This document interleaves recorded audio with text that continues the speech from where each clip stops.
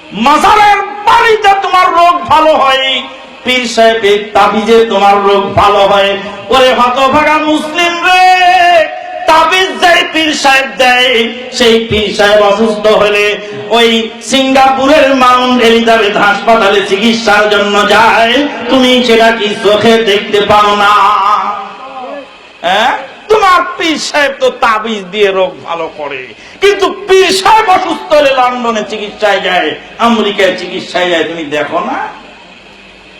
আল্লাহ রাব্বুল আমিন বলেন, ওয়াইয়ামসাসকাল্লাহু বিদুররিন ফালা কাশিফা লাহু ইল্লাহু। আল্লাহ রাব্বুল আমিন যদি কারো কোনো রোগ দান করেন, তাহলে সেই রোগ থেকে মুক্ত করার ক্ষমতা পৃথিবীর কোন মানুষের নাই, একমাত্র আল্লাহ ছাড়া কেউ পারেন না। সন্তান দেওয়ার মালিক কে? আল্লাহ। এই বিশ্বাসের নাম কি? ঈমান। এই বিশ্বাসের নাম ঈমান। এই বিশ্বাসের নাম হলো ঈমান। সন্তান দেওয়ার মালিক হলেন আল্লাহ, এই বিশ্বাসের নাম হলো ঈমান।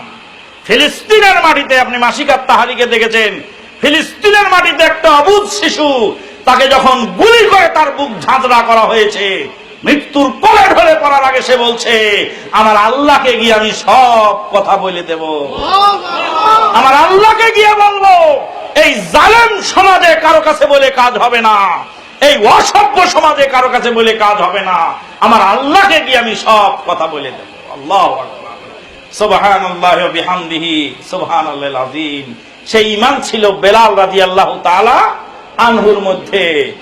মক্কার অলিতে গলিতে টেনে হিঁচড়িয়ে নিয়ে যাওয়া হচ্ছে, জগদ্দল পাথর চাপিয়ে দেওয়া হচ্ছে বুকে।